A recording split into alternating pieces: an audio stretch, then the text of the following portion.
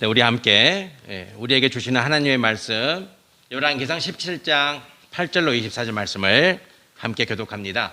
구약성경 545페이지입니다. 구약성경 545페이지 열왕기상 17장 8절로 24절까지입니다. 8절 말씀 제가 먼저 봉독합니다. 여호와의 말씀이 엘리야에게 임하여 이르시되 너는 일어나 시돈에 속한 사르밧으로 가서 거기 머물라. 내가 그곳 과부에게 명령하여 네게 음식을 주게 하였느니라.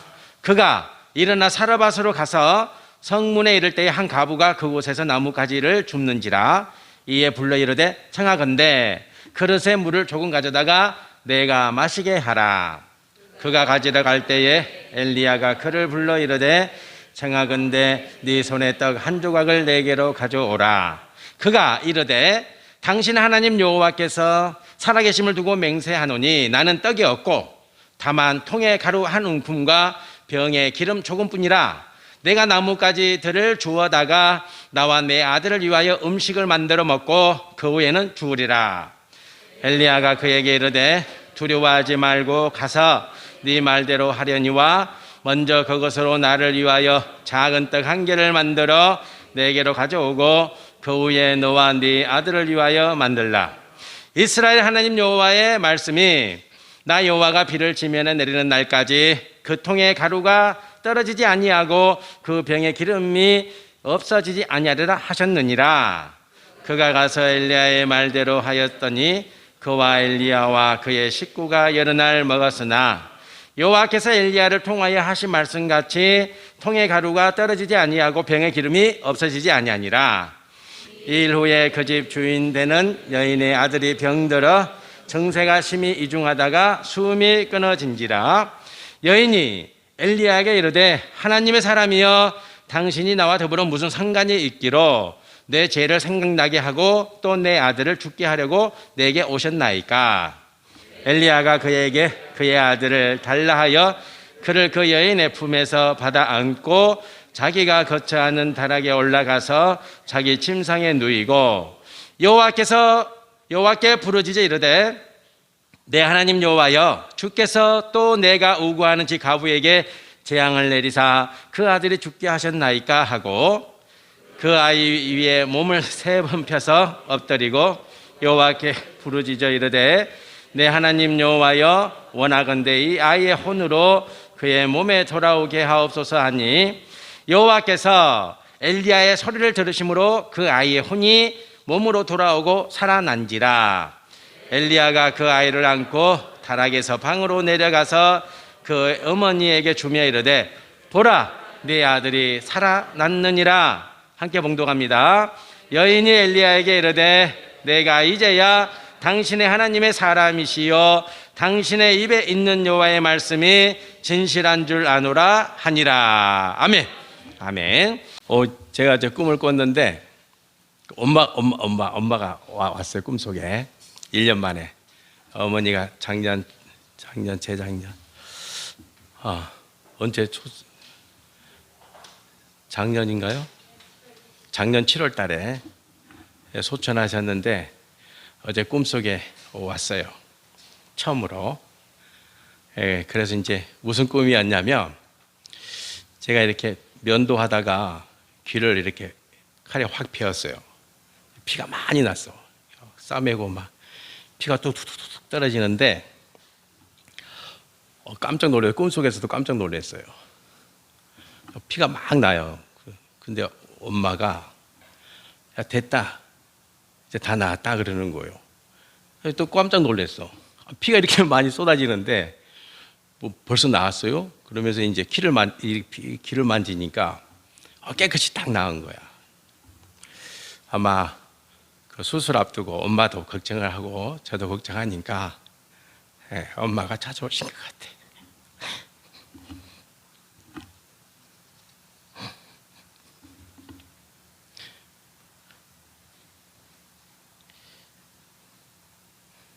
수술 때문이 아니고 엄마를 봐서 기뻤어요.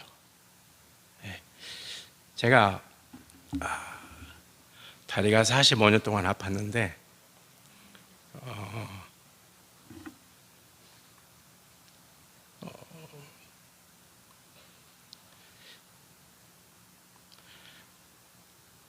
엄마가 제일 힘들어 하셨거든요. 예. 부모가 뭐가 제일 마음이 아프겠어요? 자식 아픈 거죠. 예. 자식이 뭐 다른 건 괜찮아요. 다른 건 취직이 늦어져도 괜찮고 뭐 이런저런 거 괜찮은데 부모가 제일 아픈 건 자식이 아플 때예요. 그거는 우리 부모님 되신 분들은 다 아실 테니까 그래서 금요일 날 수술을 받겠지만 걱정하지 말라고 제가 이 말씀 드립니다. 옛날에 어느 왕이 있었습니다. 이 왕은 능력 있는 신하를 구하고 싶었습니다. 그래서 능력 있는 신하를 구하기 위해서 방을 붙였습니다. 시험을 보겠다. 시험 날짜를 정해주고 장소를 정해주고 그래서 이제 인재를 구하기 위해서 임금이 시험을 주관하게 됐습니다. 시험 치는 날이 다가왔습니다. 그런데 그날의 그 시간이 새벽 5시에 시험을 치르겠다. 시간이 좀 황당하죠. 그래도 이제 전국에서 이 시험을 보기 위해서 사람들이 몰려왔습니다. 5시가 됐는데 궁궐 문이 열리지 않는 거예요. 시간이 됐는데 1시간이 지나고 2시간이 지나고 시간은 계속 가는데 문이 안 열려요. 그래서 많은 사람들이 속이 상했습니다. 속이 상한 사람들은 돌아갔습니다. 많은 사람들이 시간이 지나도 문이 열리지 않으니까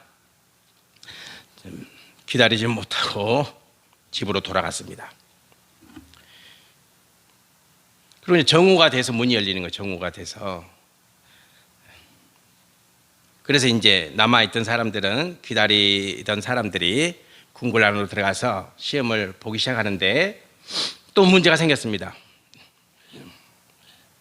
시험지에 적힌 문제가 너무나 황당했습니다.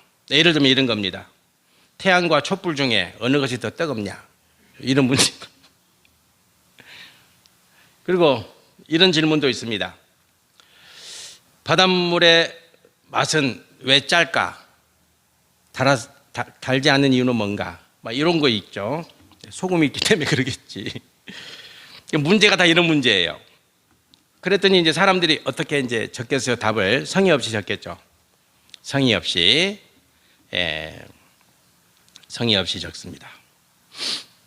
시험 시간이 끝나고 임금은 시험지를 자세히 보고 그곳에서 인재를 골라냅니다.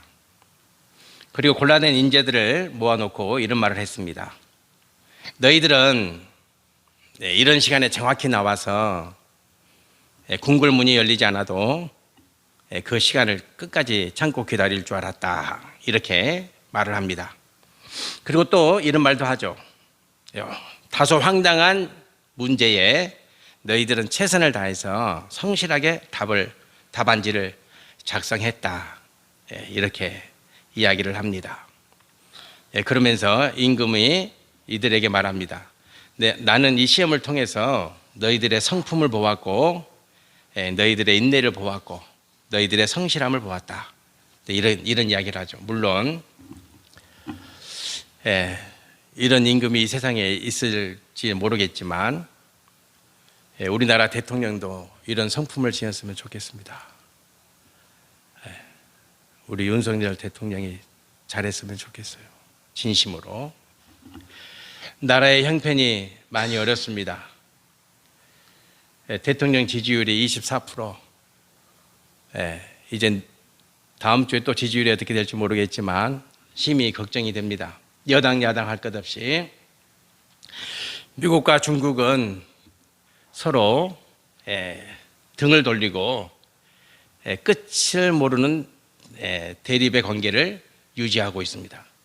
왜냐하면 미국은 11월 달에 중간선거가 있고 상하의원을 1월 달에 이제 다시 뽑는 선거가 있잖아요. 중국은 또 11월 달에 중국 공산당 전당대회를 열어서 시진핑 주석이죠. 3년 연임을 지금 계획하고 있으니까 중국도 그렇고 미국도 그렇고 속사정이 그렇습니다. 우리나라 경제가 4개월 연속 무역 수지가 적자입니다. 이런 이례가 없습니다. 24년 동안 없었던 일이 일어나고 있습니다. 물가도 만만치 않습니다. 제가 며칠 전에 이마트 갔더니 지금 동해시는 성수기잖아요, 그죠? 분위기가 사람들이 없어.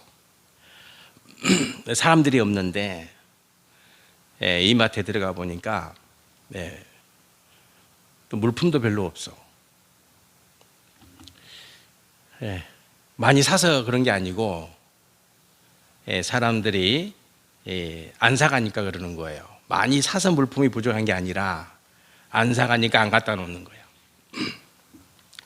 총체적인 난국이고 어려움입니다. 그럼 성도님들 가정은 어떻습니까? 힘드시죠? 안 봐도 뻔히 다 압니다. 나라가 힘들면 국민의 삶도 어렵습니다.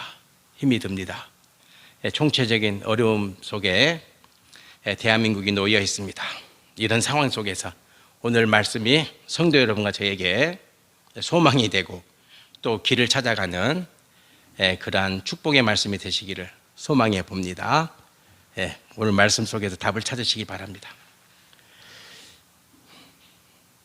하나님이 엘리야에게 시돈 땅으로 가라 하십니다. 시돈 땅에 누가 있냐면 한 과부가 있을 거다. 그래서 엘리야는 하나님의 말씀을 따라서 시돈 땅으로 갑니다. 그런데 지금 수년 동안 비가 내리지 않아서 가뭄이 들어 있잖아요. 가뭄이 들어 있다. 그러면 누가 제일 어렵겠어요? 나라 경제가 힘들면 어떤 분들이 제일 어렵겠어요? 가난한 사람들이 힘들죠. 그렇죠? 그러니까 지금 수년 동안 가뭄이 들었다는 것은 나라 경제가 지금 엉망이라는 거예요. 그럼 이때에 하나님은 엘리야를 누구에게 보내냐면 과부의 집에 보냅니다. 제일 어려운 집에. 제일 어려운 집에. 그런데 엘리야는 지금 어떤 상황이냐? 도망자의 삶을 살고 있잖아요. 아합과 이세벨이 엘리야를 죽이기 위해서 엘리야를 쫓고 있습니다. 잡히면 죽어야만 되는 그런 상황이, 위급한 상황이죠. 몹시도 위급한 상황입니다. 이런 대내외적으로 상당히 어려움 가운데 놓여 있는 사람이 엘리야인데, 이 엘리야를 하나님이 사르밧에 살고 있는 과부의 집으로 보내는 거예요. 엘리야 입장에서는 선뜻 이해가 되지 않을 수도 있겠죠. 그렇잖아요. 지금 자기가 쫓기고 있고 지금 수년 동안 가뭄이 들었는데, 아니 왜 하필이면 하나님이 나를 시돈 땅 사르밧에 살고 있는 과부의 집으로 나를 보내고자 하실까, 이런 의문을 가질 수 있겠죠, 충분히. 그런데 문제는 뭐냐면 엘리야가 갑니다. 우리는 이걸 뭐라 그래요? 순종이다. 자, 이제 우리는 이제 딱 알죠. 아, 엘리야가 순종하고 있구나. 이걸 알아요. 자, 그러면 이제 과부를 만났어요. 그럼 과부의 행편이 어떠냐? 과부의 행편이 12절에 보면 나는 떡이 없고 다만 통에 가루 한 움큼과 병에 기름 조금뿐이라 내가 나뭇가지 둘을 주워다가 나와 내 아들을 위하여 음식을 만들어 먹고 그 후에 죽으리라. 이것은 이제 자살한다는 말이 아니에요. 집에 양식이 다 떨어졌으니까 먹을 게 없으니까 이제 굶어 죽을 수밖에 없는 그런 상황이다, 이런 말이죠. 이제 먹을 게 없으니까 그냥 죽어버릴래 이게 아니고, 먹을 게 없으니까 죽을 수밖에 없잖아. 굶어 죽을 수밖에 없는 상황이다, 지금 그런 말이에요. 자, 엘리야가 이제 순종해서 갑니다. 사무엘상 15장 22절에 우리가 너무나 잘 알고 있는 말씀이 기록되어 있어요.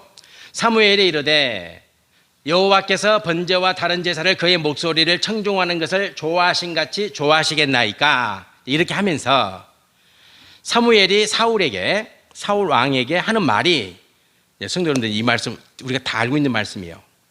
그러나 이 말씀을 삶 속에서 누려야 돼요. 뭐라고 말씀하시냐면 순종이 제사보다 낫고, 이렇게 말씀하시죠.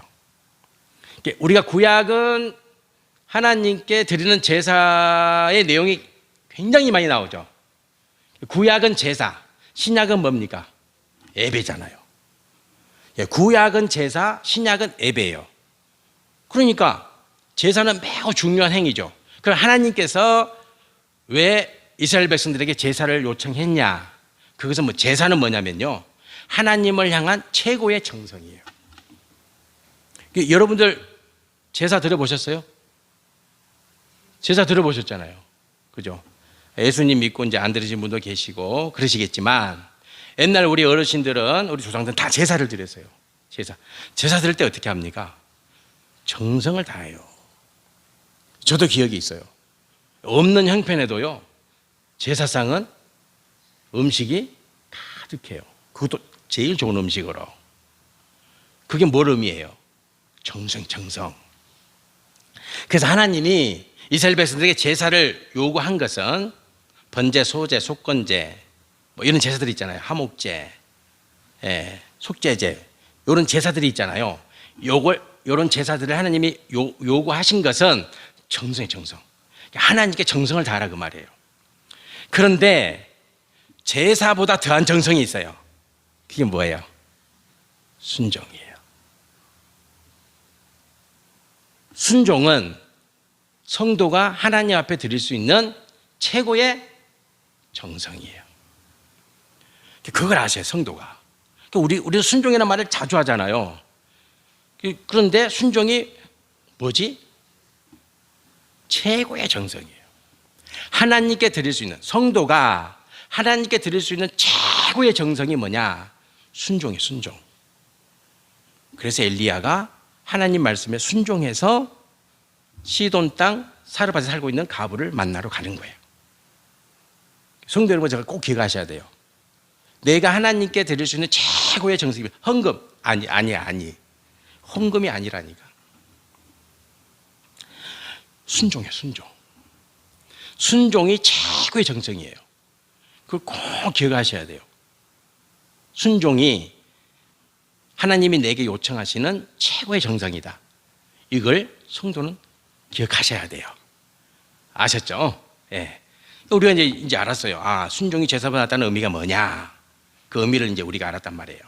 그러면 순종의 구체적인 내용이 뭐가? 순종이 이제 우리가 순종이 하나님께 내가 드릴 수 있는 최고의 정성이 순종이다. 이거 알았잖아요. 그리고 삶 속에서 누려야 되잖아요, 이제. 자, 봅시다. 가부가 나무를 줍고 있어요. 엘리야가 지금 뭐 하고 있냐? 그러니까 가부가 설명을 하잖아요. 이제 우리 집에 양식이 한 움큼밖에 안 남았다. 이게 마지막 양식이다.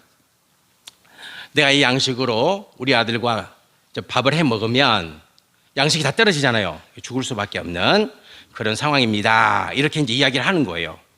그랬더니 엘리야가 뭐라고 말합니까? 야, 그걸로 떡을 만들어 가지고 누구에게 가져와라. 내가 먼저 먹어야 되겠다. 나쁜 놈 아니, 나쁜 놈. 아니, 지금 한 움큼밖에 안 남아 있는데 요 밀가루를 가지고 떡을 만들어서 이제 자기 아들하고 떡 만들어 먹으면 이제 아무것도 양식이 뚝 떨어지는데, 엘리야가 야, 그러지 말고 그 떡을 만들어 가지고 내게 가져와, 먼저 내가 먹어야 되겠다, 이렇게 말해요. 왜 이렇게 말할 수 있어요? 여러분이 가부라면 제가 여러분 이제 한 움큼밖에 없어. 그런 형편이야. 근데 그 다 내게 가지고 나에게 다 가져오시오. 내가 먼저 먹어야 되겠다. 그러면 여러분 어때요? 저런 목사놈, 제가 목사 맞아, 막 이렇게 할 거 아니에요? 안 하시겠다고? 자, 봅시다. 엘리야가 왜 이렇게 합니까? 뭐 근거가 있을 거 아니에요. 하나님이 엘리야에게 뭐라고 했어요? 네가 시돈 땅 사르밧에 살고 있는 가부의 집에 가면 그 과부가 너를 뭐 할 거다? 공개할 거다. 그렇죠? 아니 보세요. 엘리야가 이 과부에게 그 밀가루로 떡을 만들어서 먼저 나로 먹게 해라, 그렇게 말한 근거가 뭐냐면, 하나님 말씀이 네가 시돈 땅 사르밧에 살고 있는 과부의 집에 가면 그 과부가 너를 뭐 할 거라고? 공개할 거다. 그러잖아. 그 과부가 너를 먹여 살릴 거다. 그러잖아요. 그러면 그 과부의 통 속에 밀가루가 떨어져야 됩니까? 계속 있어야 됩니까? 그 과부의 기름병에 기름이 떨어져야 됩니까? 계속 있어야 됩니까? 그래서 계속 있는 거예요. 그게 순종이에요. 그러니까 엘리야가 그 밀가루로 떡을 만들어서 나로 먹게 하라, 이렇게 말하는 것은 하나님이 그렇게 말씀하셨다. 네가 나를 공개할 것이고, 네가 나를 공개하려면 너희 집에 있는 밀가루통에 밀가루가 안 떨어질 거고, 너희 집에 있는 기름병에 기름이 안 떨어질 거다, 이렇게 말씀하시는 거예요. 그게 순종의 내용이에요. 성도 여러분들, 어떻습니까? 우리가 하나님 말씀에 순종하면, 순종한다는 것이 무엇을 의미하는지 오늘 엘리야가 우리에게 보여주고 있는 거예요. 저 같으면 과부가 나무가 죽고 있어요. 그 과부가 저한테 말한단 말이에요. 이 밀가루 이거밖에 안 남아 있어요. 한 움큼밖에. 그러면 이거 이제 마지막 양식인데, 그런 말을 들으면 저는 이렇게 생각하겠죠. 아, 저 과부가 아닌가 보다. 나를 공개할 수 없겠는데? 이렇게 말하겠죠. 그래서 우리는 순종을 못하는 거예요, 하나님께. 그래서 순종에 빗나가는 거예요. 저 같으면 그런 생각을 한다니까. 아, 저 과부가 아닌갑다. 저래가지고 나를 어떻게 공개하냐, 이렇게 생각하지.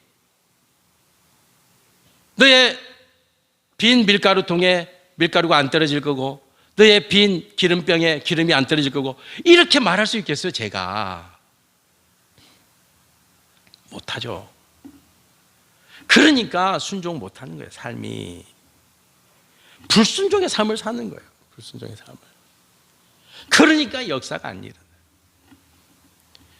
근데 엘리야를 딱 보세요. 하나님이 과부가 너를 공개할 거다. 아멘. 과부를 만났어요. 근데 그 과부는 현실적으로 엘리야를 전혀 공개할 수 없는 형편이잖아요. 그런데 엘리야가 뭐라고 말합니까? 너의 통에 밀가루가 떨어지지 않을 거고, 너의 기름병에 기름이 안 떨어진다. 왜? 너는 나를 공개해야 되니까. 왜요? 하나님이 그렇게 말씀하셨으니까. 아멘 하셔야죠. 네, 그런 거예요. 그런 겁니다.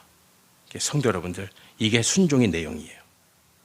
하나님 말씀에 순종한다는 것은 이런 의미예요. 이런 의미죠. 이런 의미입니다. 과부의 아들이 죽었습니다. 과부의 아들이 얼마나 슬펐겠습니까? 그런데 엘리야가 기도합니다.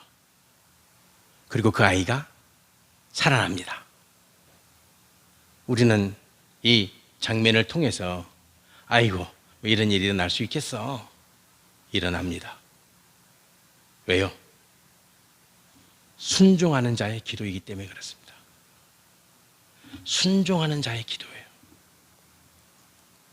엘리야의 기도는 순종하는 자의 기도예요.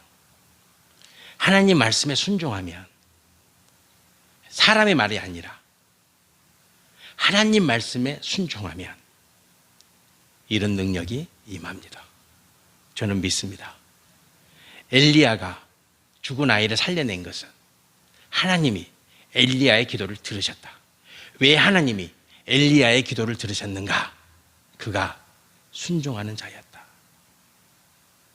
성도 여러분께서 순종하는 자의 기도를 드리면 대통령이 못해도 이 나라는 살아납니다. 여러분과 저가 순종하는 자가 되어서 이 땅, 이 민족을, 우리 가정을 품고 기도하면 안 될 것 같지만 되겠어. 사람들은 그렇게 말해도 됩니다.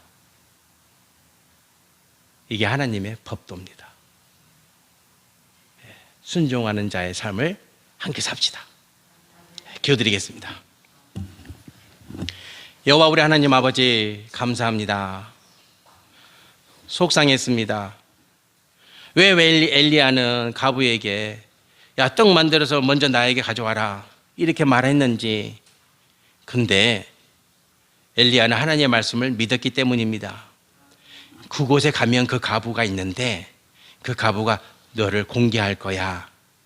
이 말씀을 믿었기 때문에 엘리야는 나에게 먼저 떡을 만들어 가져와라 말할 수 있었고, 엘리야는 너의 밀가루 통에 기름병에 밀가루가 떨어지지 않을 것이고 기름이 떨어지지 않을 것이라 말할 수 있었습니다.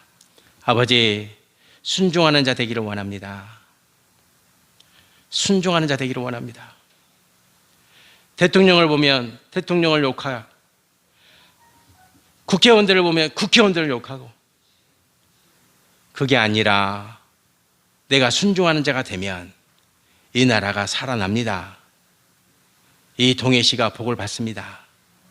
순종하는 자 되게 하소서. 예수님 이름으로 기도드립니다. 아멘.